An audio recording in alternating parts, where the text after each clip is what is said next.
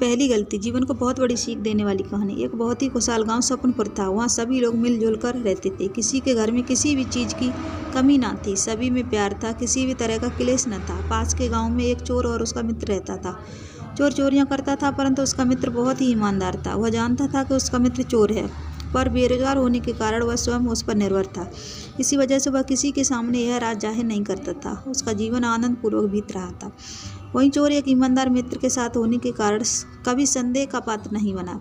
किसी का लाभ मिलने से वह चोर अपने मित्र को कभी भी बोझ नहीं समझता था। एक दिन उस चोर को सपनपुर गांव के बारे में पता चला तो वह उस गांव में चोरी करने की योजना बनाने लगा।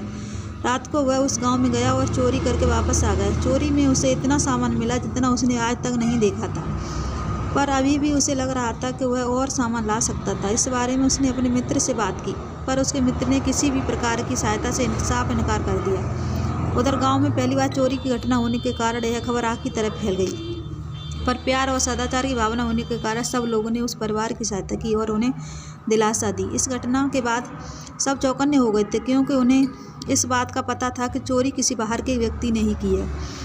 अगली रात फिर चोर चोरी की योजना बनाकर उस गांव में गया और खूब सामान चोरी कर लाया। लेकिन पिछली बार की तरह अभी उसके मन में यही कसक थी कि वह और सामान ला सकता था, परंतु अपनी क्षमता के अनुसार ही ला सका। जैसे तैसे वह अपने घर पहुंचा। उसका मित्र देख के हैरान था कि 2 दिन से घर में बहुमूल्य सामान काफ़ी मात्रा में आ रहा था। यह देख उसका मन बेईमान होने लगा, पर मन दबाकर उसने कुछ नहीं कहा। और सपनपुर में दोबारा चोरी की घटना हो जाने से गाँव वाले इस बात पर शर्मिंदगी महसूस कर रहे थे कि वे अपने गांव की सुरक्षा नहीं कर सकते।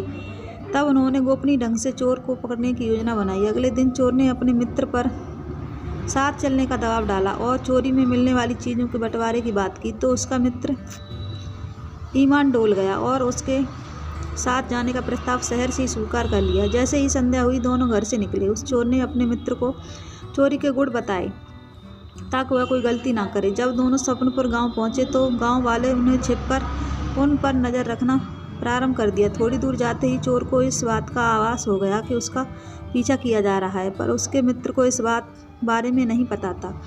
वह तो बहुत डरा हुआ और घबराया हुआ था। एक घर के पास पहुंचकर चोर ने अपने मित्र को दीवार फांदने को कहा। जैसे ही वह दीवार फांदकर घर में घुसा, चोर चालाकी दिखाते हुए गाँव वालों को चकमा देकर गाँव से बाहर निकल गया और रातों रात अपना सारा सामान समेटकर अपना गांव छोड़कर चला गया।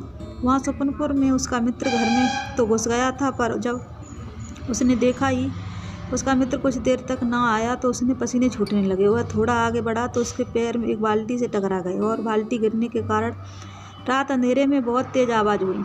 आवाज़ सुनते ही सारे गाँव वाले उस घर के बाहर आ गए और उसे पकड़ लिया। वह घबराता हुआ बोल रहा था कि उसने कुछ नहीं किया और माफ़ी मांगने लगा, पर गांव वालों ने उसे माफ़ नहीं किया और पहले हुए 2 चोरियों का इल्ज़ाम भी उसी पर डाल दिया गया। पूछताछ पर उसके अपने मित्र के बारे में बताया। उसको ढूंढने की कोशिश की गई, परंतु वह छात्र होने के कारण वह हाथ नहीं आया और पहली बार चोरी करने आए उस इंसान को वह सज़ा भी काटनी पड़ी जो जुर्म उसने किया ही नहीं था। वह बार बार कह रहा था कि मैंने आज तक ऐसा काम नहीं किया, आज पहली बार मैंने ऐसा करने की कोशिश की, कृपया मुझे माफ़ कर दीजिए। पर किसी ने उसकी बात नहीं सुनी और उसे उपयुक्त सज़ा दी गई। यही प्रवृत्ति हम लोगों की भी होती है कि हम जानते तो हैं कि हमारे आसपास कौन कौन गलत काम करता है, फिर भी हम उसका विरोध नहीं करते और ना ही उसकी जानकारी किसी को देते हैं जो भविष्य में हमारे लिए खतरनाक साबित होता है। जब हमें उस व्यक्ति से कोई परेशानी होती है तब ही हम उसका विरोध करते हैं। ऐसे में इस बात का बहुत कम अंदेशा रहता है कि हमें इंसाफ मिलेगा।